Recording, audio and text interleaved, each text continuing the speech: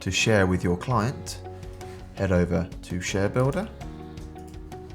From here we can share campaigns, mailing lists, and sender profiles. For this example, let's share a sender profile. Select the sender profile you wish to share.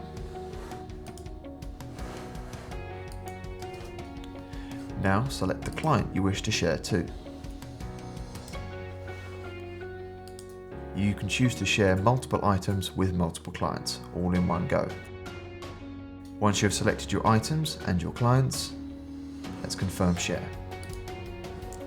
You will have a highlight of how many items and what items you have chosen to share and how many clients you are sharing to.